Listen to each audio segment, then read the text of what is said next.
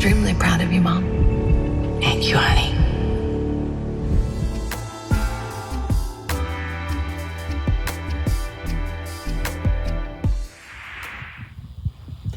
What's up, everybody? Happy Thursday. Hope all you're having a great day so far today.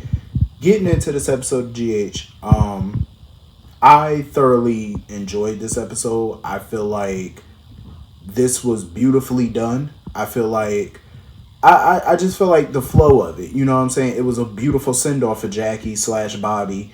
I felt they did it up right. You know what I mean? I freaking loved the tributes, you know, the flashbacks that we saw, some of the characters talking about the past about Bobby and stuff like that, and being able to look back on that, on those bad times back in the day, and being able to smile about it today, because you know how they always say, oh, one day we're gonna look back on this and laugh. So I'm glad that Lucy and Laura could look back on those times and laugh, because those times with Bobby back in the day were not great all the time. You know what I'm saying? Like, they definitely feuded here and there.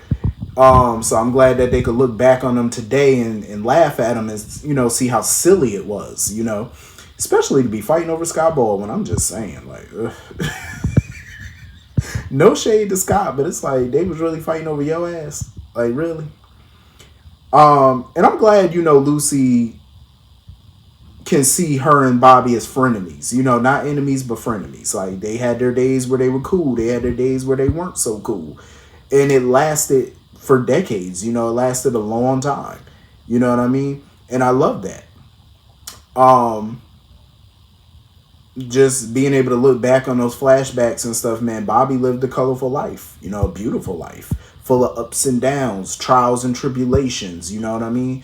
And she's made a wonderful life for herself, you know? So to be able to look back on some of those scenes is a wonderful thing.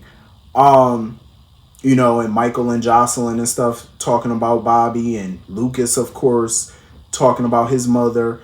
I loved it. You know what I mean? Like, I really feel, the one thing I feel bad about is that I really do feel like GH dropped the ball with Ryan, who plays Lucas. I feel like they really dropped the ball with him, and they need to rectify that. You know, he's the next part of the Spencer clan, or the, you know, the Jones Spencer clan. Like, they need to bring that shit to the forefront with him. I feel like he's desperately needed on the show. You know, he's a doctor. He has deep ties to Port Charles, deep ties to a lot of characters. I feel like they're dropping the ball with him, and they need to fix that quickly, especially with him and Felix, you know, or him and somebody else, maybe, you know what I mean? Something, you know. But it was beautiful watching him talk about, you know, his mom, and seeing the flashbacks of, you know, Bobby defending him to Tracy and stuff. I thought that was beautiful.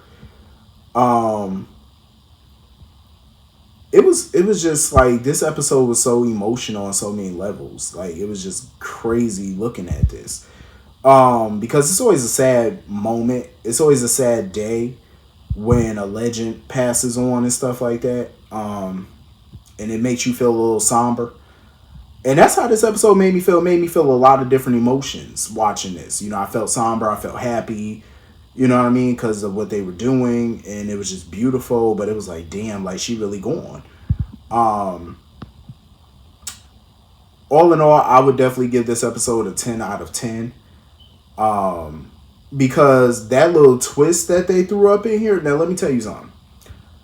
I really thought that the actress who played BJ as a child and stuff like that, I really thought she was coming in as this reporter, as Angela and stuff like that. And come to find out, Angela's not even real.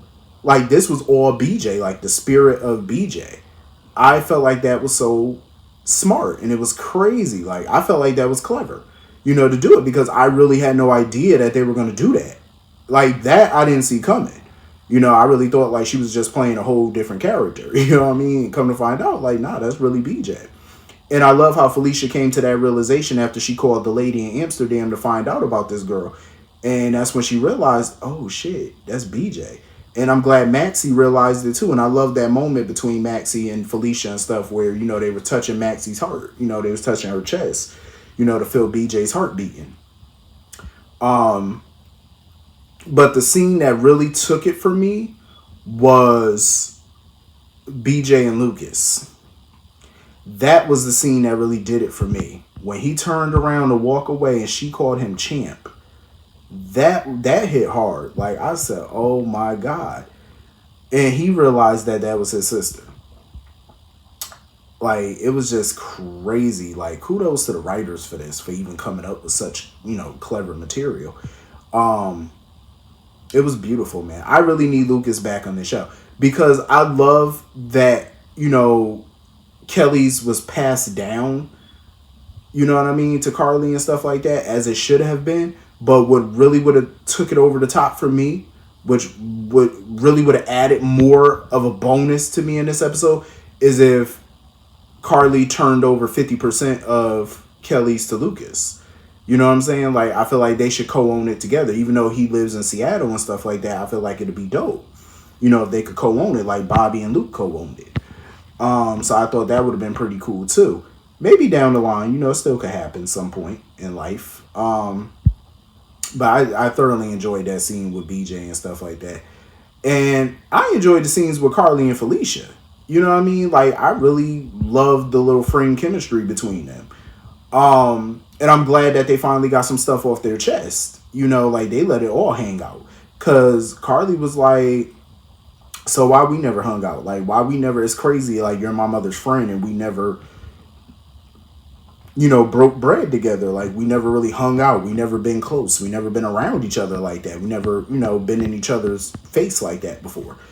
And I love how Felicia laid it out, because Felicia, even though Felicia felt like it sounded silly for her to still be holding on a little resentment towards Carly after all these years, she wasn't over how Carly burst into town breaking up Tony and Bobby's marriage. She wasn't happy about that, even to this day. Like, it took a long time for her to start to get over that. And I love that they had that conversation and that heart to heart. And I love that Carly let her feelings be known about what happened with Maxie. How she felt Felicia basically abandoned her kids. She had resentment towards Felicia for that. So I'm glad that they finally talked, and I do hope that her and Carly get close, and hang out and stuff, because it's crazy how Carly be talking about Sam as her friend and Maxie is her friend, but you don't really see them hang out like in a friend capacity. The only time they're really around each other is when one of them is going through something, maybe. I want to see them hang out more, because Carly definitely needs some female friends. And she, Olivia's her friend too. But I feel like they all need to go to the club or something. Let's see them at the Savoy cutting up. All of them. I would love to see that, So I think that'd be pretty cool. And I love how Felicia was telling her about the Christmas party and stuff that, about the parties that Bobby used to throw at the Brownstone, even after her and Tony split up and stuff like that. He would still be invited to the parties. Carly was shocked to learn about that. Carly was like, I didn't know about that. Oh, I never knew. She was like, then again, my ass wasn't invited either. And I agree. I mean, it was during the time where her and Bobby weren't cool. So it's not shocking. But I'm glad that they got those moments together and stuff. And they got to, talk their feelings out and get closer, bond. Let me tell you something. When they found that girl, with the help of Bobby's contact, and they found that girl at the cabin and she came out swinging with that shovel, the way Felicia caught flight, Felicia said, fuck Carly. I know we said we gonna be cool, we gonna be friends now. Fuck that, I'm out. Homegirl got a shovel. Felicia took off. The way Felicia turned around and was about to run, I said, oh shit, she caught flight. I loved it though. I'm glad that they were able to help that girl though. I really am glad that they were able to help her. Because that's a testament to who Bobby was. Like, she was trying to help people even to her dying day. She died trying to help somebody, she was, she died in the midst of helping a person. So I think that's pretty dope.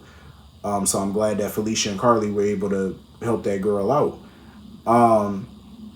Shout out to Elizabeth though. Let me just say this. Elizabeth Weber. Like, I love those scenes with her when she was talking about, how Bobby comforted her and Bobby was there for her throughout what happened to her with her attacker and whatnot back in the day. And she didn't shame her or nothing like that. She was just there for her. And I get that Liz don't want her kids to know about that right now, but I feel like in the near future, well, not the near future, but at some point, I would love for Elizabeth to sit her boys down when they're older, I guess when they're like full-fledged adults, and really have that conversation with them and tell them about that part of her life. You know what I mean? Like, I think that would be a powerful scene. And hopefully she does do that. I hope that she can sit down with them and tell them that, because I think that's something that they should know about her. You know, that's part of what makes her who she is today. You know what I'm saying? And I think they should know that part of her life. I think that'd be major. For them to support her in that way and know that about her. So I think that'd be pretty cool. What else? Let me tell you something. The ending of this episode caught me off guard. Like, cause when I was wondering yesterday, like, why it was so important for Liz to do a whole new sign.